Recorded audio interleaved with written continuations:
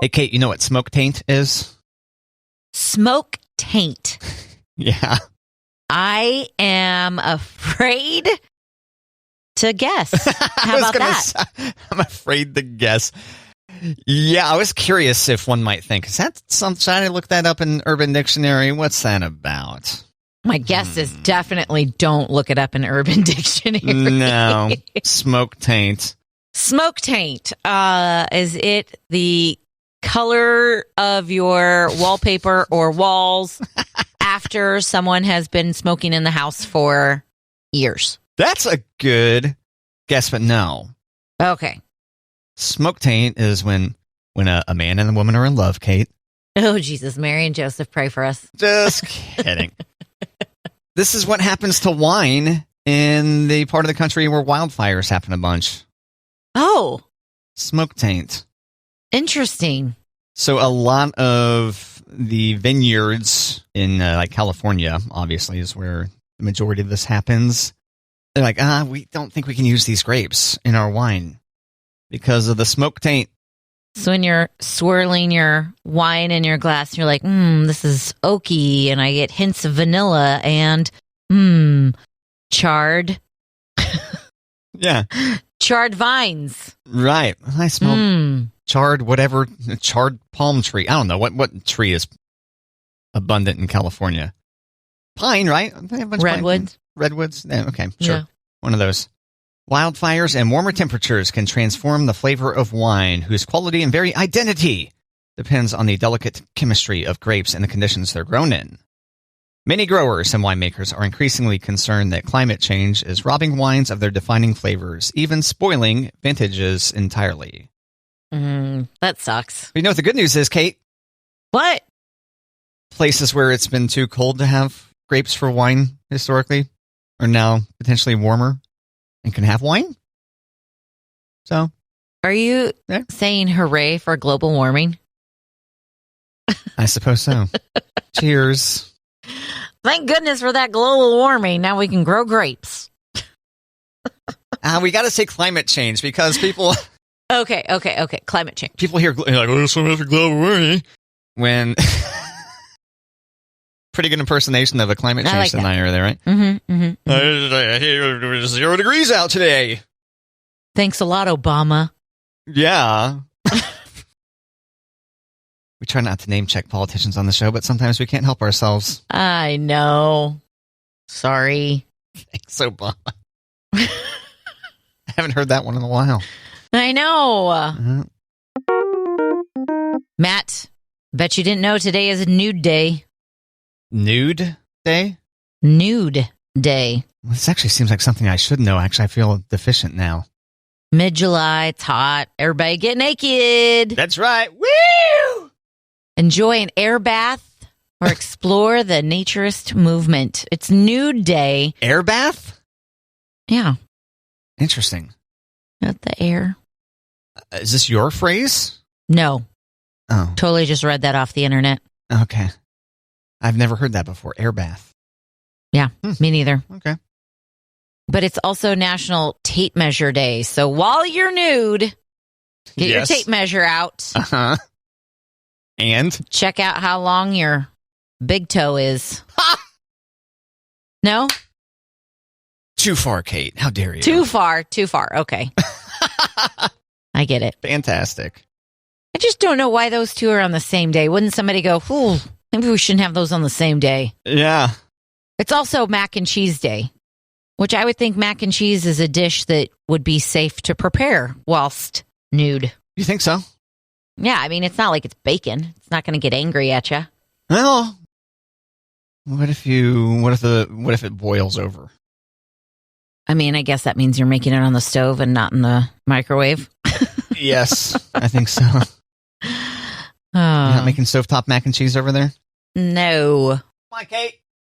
Monty does his little homemade shells and cheese on the stovetop, but when I'm in charge, it's in the microwave and it's a single cup. And if I'm doing it, it's a big deal. Usually the children can do that by themselves. Wow, special occasion when Kate gets out the Velveeta, right? Velveeta shells and cheese, your household. Yep. And in case you missed it, Kraft Macaroni and Cheese has been rebranded to Kraft Mac and Cheese. And we're not quite sure how the children are going to handle that when all the packaging is updated. I mean, I'm sure they'll be fine with if they already like the powdered cheese. Mac and cheese is not going to be a big shift for them, I don't think. Wait a minute. This used to say macaroni and cheese, and now it says mac and cheese. Hey, Mom, this is bull. I mean, those are kids that can read, though, Matt. Think about the kids that can't even read yet. They won't even know. They won't even know. They won't even know. Reading is a very important skill. Kate and I highly recommend it. Right, Kate? Cheers. Yes, especially reading while drinking. Get your glass of wine out. Get it done. Read the back of the bottle. Avoid the smoke taint. Yeah, watch out for that smoke taint. It'll get you. Oh, she gave me the old smoke taint. Wow, on the first date? Wow, that's crazy. And in case you're just joining us, smoke taint is a thing that happens when the grapes are hit by smoke from wildfires and then your wine gets tainted by smoke. Yeah. I want you to know. It's not an NC-17 thing. Unfortunately. Not yet. Not yet. That we know of. That we know of. Good point. That we know of. It probably is. Yeah. I just got a visual in my mind, but no. I cannot, but no. I cannot share it.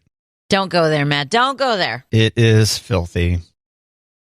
And I would share it with an audience of friends, which you are, dear listener.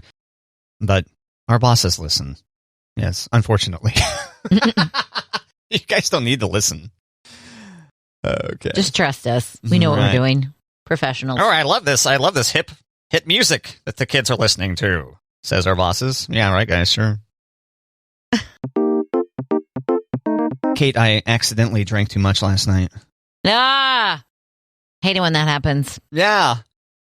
What was the scoop? My power went out. Oh. So I was like, oh, all this alcohol's going to go bad. Then I drank all of it. Then you drank it all. Okay, I didn't drink it all, but my power went out, and then my house was pitch black. You know, I've got blackout curtains. I got to be able to fall asleep at night.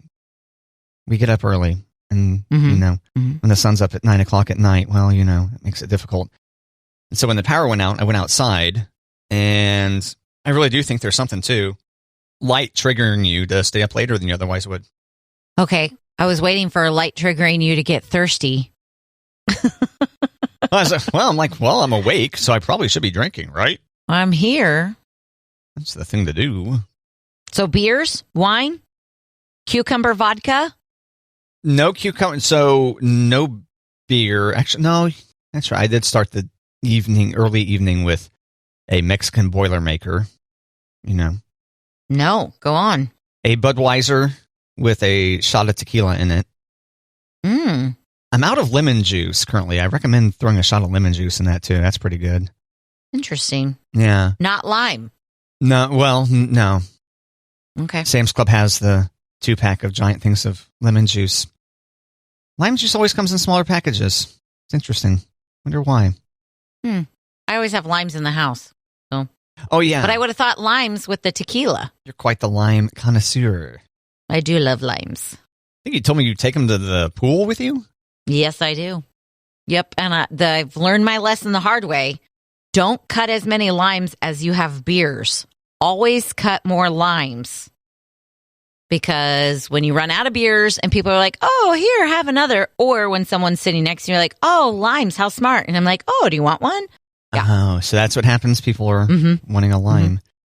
Nice and refreshing by the pool, having a beer with a lime. Do you cut them ahead of time? I do. I don't bring my cutting board and knife to the pool. Could you Though I could. Could you please start doing that? That'd be fantastic. It is a very relaxed pool atmosphere that I could definitely do that. That would be fantastic. Could you do that just at least once? Once? And take a photo for the show. I can do that. God, that'd be fantastic. It'll sound staged now, though, but I could do that. How about a video of you cutting limes poolside? Poolside? Okay. Poolside limes. Yeah. Got it. And what do you put your limes in? Bud Light? Ultra, usually. Michelob Ultra. Okay. But as the night goes on, and if I run out, I've been known to do a Busch Light or a Bud Light or Busch Light. Even a Coors every now and then. Watch out. Yeah. Kate's getting wild. Yeah, Busch Light's real popular right now. Why do you think that is? And now they've got these 30 packs that are John Deere green. So when you buy the beer, it helps the farmers. Sure it does. Mm-hmm. So pander to the farmer or pander to people who like farmers. Put a thing of wheat on there. Cans of corn. Put a can of corn on there. Yep. They've got those too. So when you buy those 30 packs, it helps the farmers. And you feel good about it. And when you're finishing your beer, you go, I'll have another. It's for the farmers. Is money actually going to the farmers? Yeah. Oh, okay. It's not like when some companies just slap an American flag on there. We support our troops. And it's like, okay, precisely how? No, it really does. America! F yeah. Hey, Matt, Bill Gates just purchased a 17th century complex in Rome. Fancy.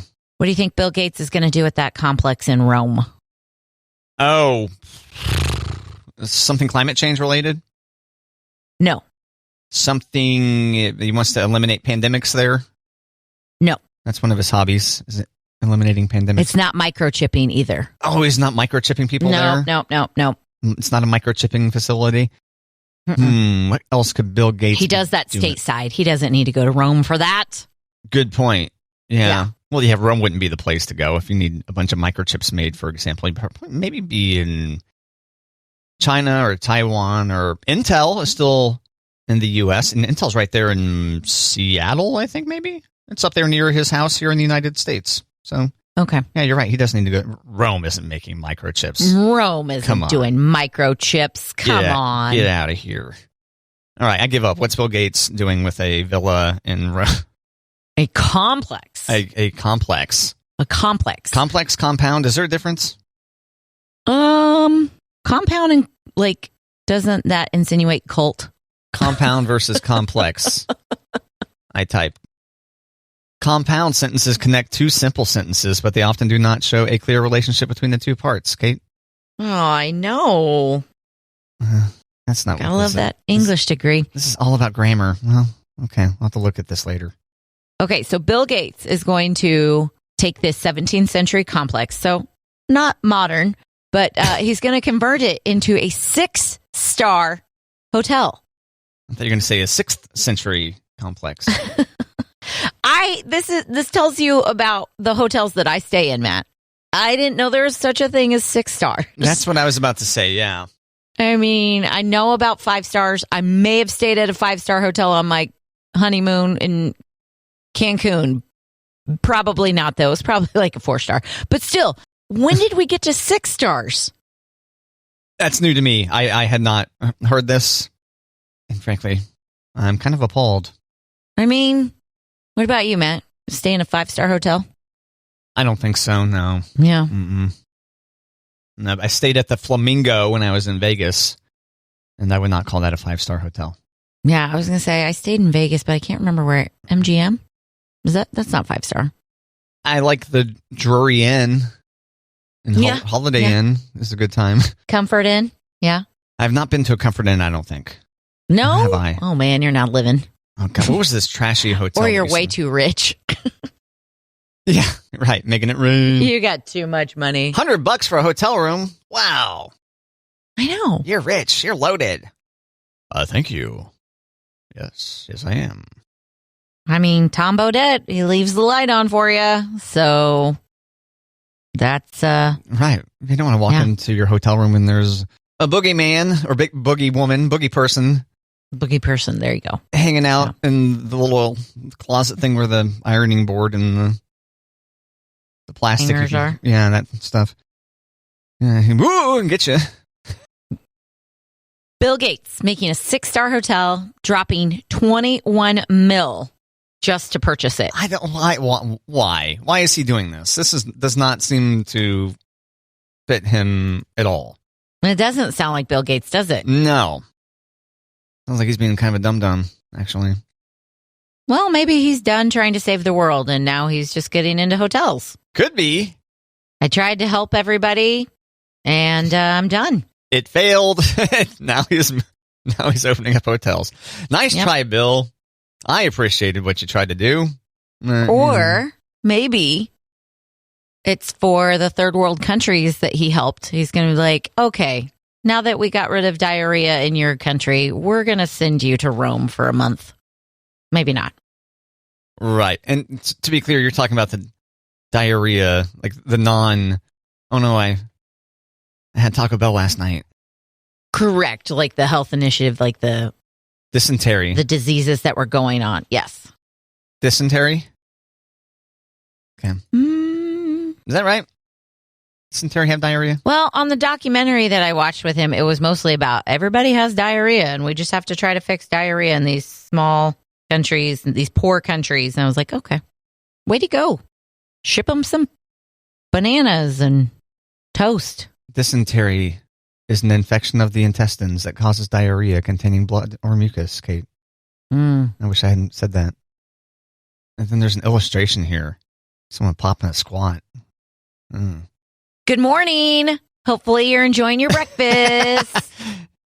Yeah. I started it. It's my fault. Yeah, you did this. I did that. My bad.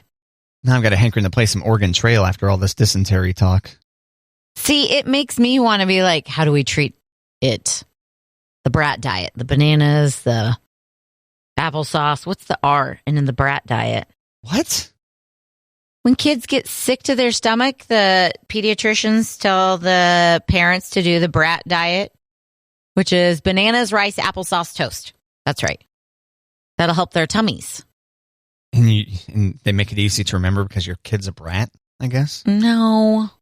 Why do you think they call it that? Because it's an acronym. Well, they could call it the TARP diet. The TARB? TARP. What's the P? Oh, yeah, you're right. It's an upside down B. Right? That's a good try there. Okay, thanks. I did not think I'd earn a good try. Maybe it's in the order of the importance of the food. Like try bananas first, then rice, then applesauce, then toast. No bratwurst, though. I wouldn't. Not with an upset stomach. Or in general. No sauerkraut. Ugh. No, thank you. No, thank you. Guess what is in my grocery pickup order that I'm getting this afternoon, and I'm so excited to try it. Oh, you're excited to try it. Try it. Is it some new pickle variant that I'm not familiar with? Yes. It is? It is. And it's from Aldi, but I'm guessing you can get it from other stores. But I saw it when I was doing my little pickup order for Aldi, and I'm like, well, I'm going to try that. I did not know that Aldi was doing pickups. Oh, yeah. Huh. Free delivery or pickup. Grocery curbside pickup now available. I'm at the site. Yeah. Wow.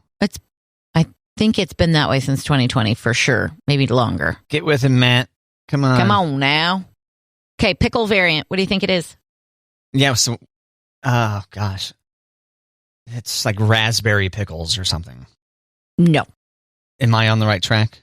No. No.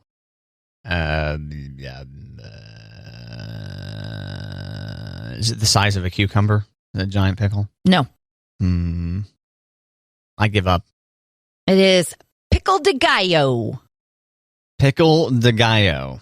Pickle salsa. Pickle salsa. Wow. Yep. The future's here. And I think the reason I'm going to try it is because I love this brand of pickles. So I'm like, okay, I know for sure these pickles are good. So this pickle salsa must be good. Cucumbers, yellow onion, red bell pepper, garlic, water, distilled white vinegar, and salt. Nice.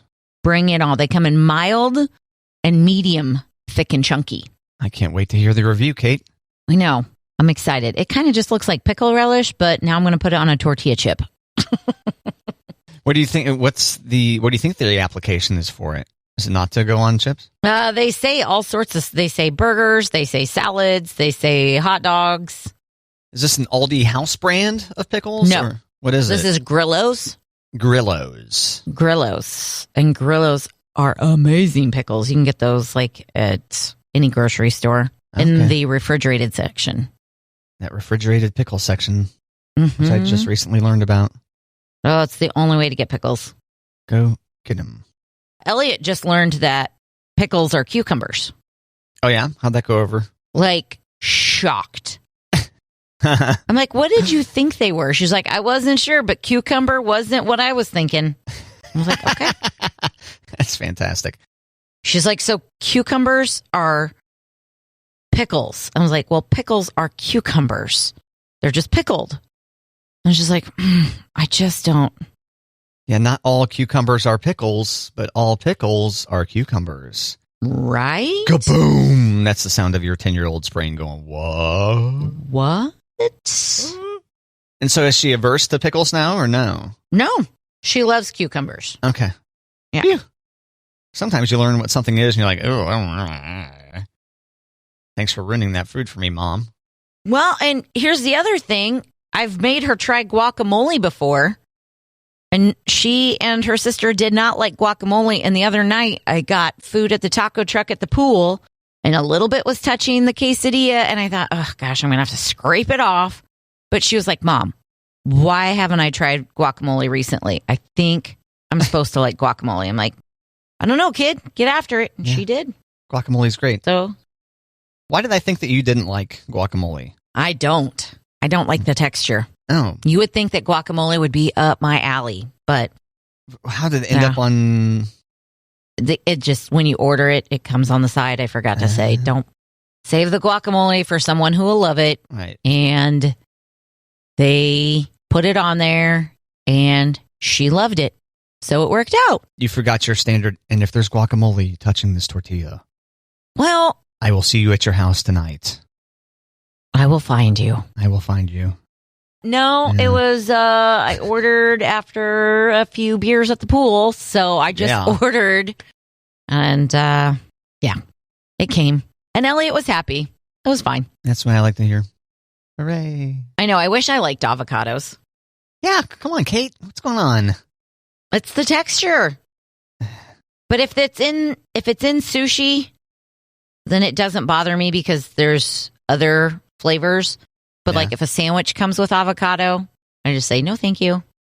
Well, I buy my avocados at Sam's. Mm-hmm. And guess what I noticed recently? Because it comes in a bag. The avocados come. Yeah, they come in a bag. Mm-hmm. There's less avocados in the bag. Exactly. Yep, there's 4 instead of 5 now. Those sons of...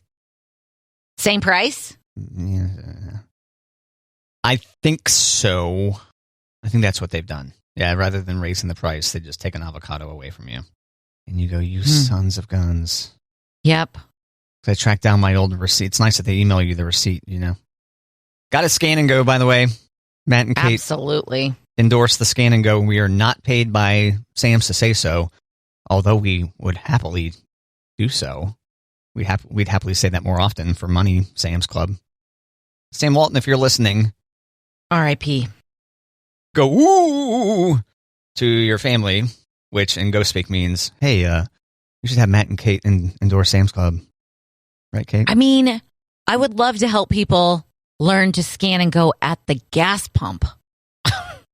Quit swiping your card 18 times. Just scan with your phone, get your gas, and go. Well, there was one day where the sun was hitting the little QR code there when I was trying to scan and get out of there. Yeah. And I had to kind of wipe it down too because there's some kind of dust, some dirt on there. It took a little bit of doing to get the scan and go to go. Mm. Plus, Sam's Club allows non-members to buy gas there. Yeah. They're not saving the extra 5 cents. Right. But it's still the cheapest gas in town, typically. Yeah. Costco, I had heard Costco stopped letting non-members fuel up. I didn't know that non-members could go to... I always thought it was just Costco members. Specifically the gas station. Yeah. That's what I'm talking about. But you knew non-Sam's members could use Sam's gas, right? Yeah, but why would you? Because, I don't know. Because it's still like the cheapest in town, even before the 5 cents, I think. Is it? I think so. Mm. Or close to it. But yeah, if you non-Sam's Club members could stay out of the Sam's gas, I don't like having to wait. And we talked about filling up on the wrong side. Yeah. At Sam's. How people will take the gas thing they'll drag it across their vehicle. I have never been brave enough. Monty says it'll work, but I've never been brave enough to try it. I don't want to do it. Mm-mm. Well, there was one day recently when I was at the Sam's Club, conveniently located in the North Shops. There's lots that's a happening part of town here. And I pull in, and I see this woman pulls in, on the opposite side, in a pump away opposite side. And I'm like, oh, is she gonna fill up, like dragging the thing across her vehicle? And she gets out of her car and approaches the gas pump. I'm trying to not pay attention. I'm trying to not be busted paying attention to her. Mm-hmm. And then she goes, oh, and then gets back in her car and turns it around. Oh my gosh. And then faces the incorrect way, but I would say at that point she earned it. Maybe it wasn't her vehicle. That's my guess. Yeah. And if you didn't know, here's a good tip, Kate, for the listener. On the gas gauge in your car, or in, I think, every car, there's a little arrow. And the arrow is pointing to where on your car the gasoline receptacle is. That's what that's called, right? Gas tank? Gas hole. That's where the gas hole is. That doesn't sound very good. I know. I feel like gas hole is a whole different term. I think so, too. I remember glass holes. Remember that? You remember hearing about glass holes? Mm-mm. But mask holes, yes. Oh, okay. Glass holes were the people that they would wear those. Remember Google had those glasses? Oh, yeah. And those people would get assaulted because other people were worried about being filmed. That's it. Yeah.